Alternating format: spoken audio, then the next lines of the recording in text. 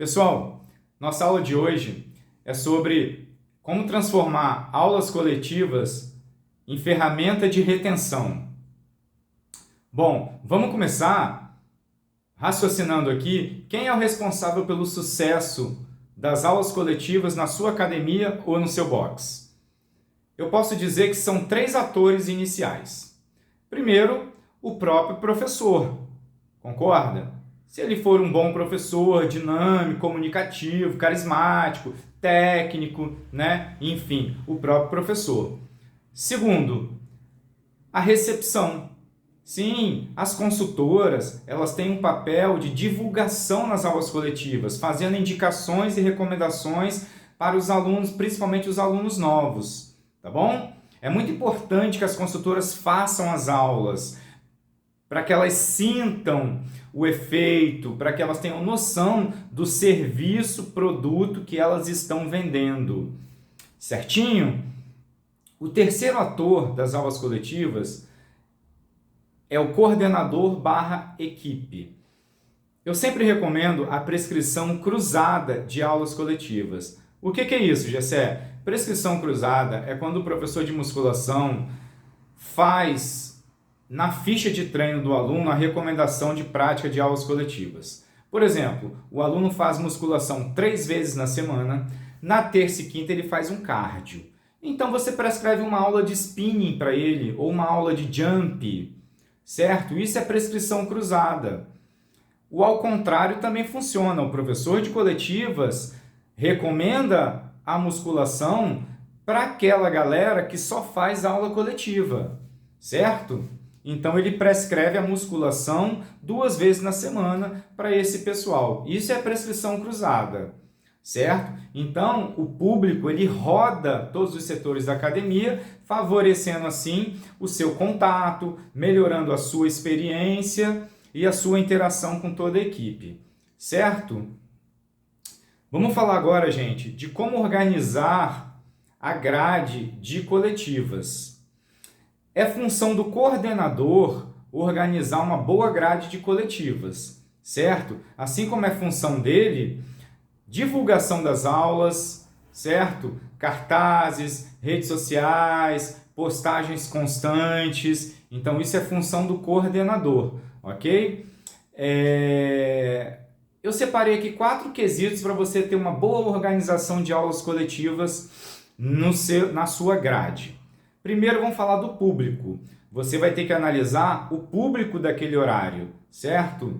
Se for de manhã cedo, qual aula que cai melhor para aquele público que frequenta a sua academia?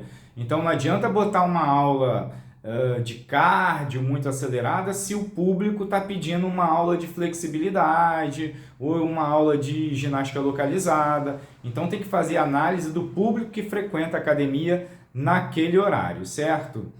Segundo ponto são os horários. Então, conforme os horários, por exemplo, à tarde, às vezes em academia, nós temos crianças, adolescentes. Por que não você colocar uma aula de dança kids, né? Uma zumba kids, algo do gênero. Um jump, às vezes são aulas mais divertidas que conseguem puxar esse público kids para dentro da sala de coletivas. O terceiro ponto são aulas concorrentes. O coordenador tem que tomar muito cuidado para que ele não coloque 2 professores bons disputando o mesmo horário, porque isso aí vai estragar a frequência das aulas, certo? E vai acabar tendo um certo conflito. Então tem que ter essa análise aí das aulas âncoras, que são aquelas aulas principais, não conflitarem, ok? É um ponto muito importante a ser analisado. O quarto ponto o coordenador tem que trazer para a academia algumas aulas inovativas, aulas da moda. Vamos citar no momento agora o hitbox, né, que está bombando aí, enfim. Essas modalidades que às vezes emergem e a gente não sabe se ela vai dar certo ou não. Né? A gente tem as modalidades tradicionais, a localizada, o spinning, o alongamento, mas a grade tem que ter uma cereja, tem que ter um plus. Então, organizar a sua grade de coletivas, levando em consideração esses fatores, vai fazer com que você tenha uma grade muito interessante e minimize os seus erros, tá bom? Gente, vamos partir para um próximo tópico muito importante. Como contratar professores de coletivas? A gente sabe que o mercado de coletivas ele está difícil, né? Nos últimos anos parece que as novas gerações não estão sendo adeptas das coletivas, não sei por qual motivo, alguns dizem que é desgaste físico, enfim. Mas geralmente o professor de coletivas ele é uma pessoa que ele tem mais habilidade, ele sabe fazer, certo? Ele não tem só a parte teórica, como muitos professores de musculação. Não estou criticando os professores de musculação. Mas geralmente o professor de coletivas é mais difícil achar. Um bom professor que junte habilidade técnica, que junte carisma, que junte aquela energia. Para você fazer uma boa contratação, primeiro, gente, você tem que dar 2 aulas para o cara. Não adianta você lançar o anúncio de uma aula. O professor vai ter o gasto do deslocamento, às vezes ele vai perder 3 horários para ir à tua academia, um horário de ida, certo?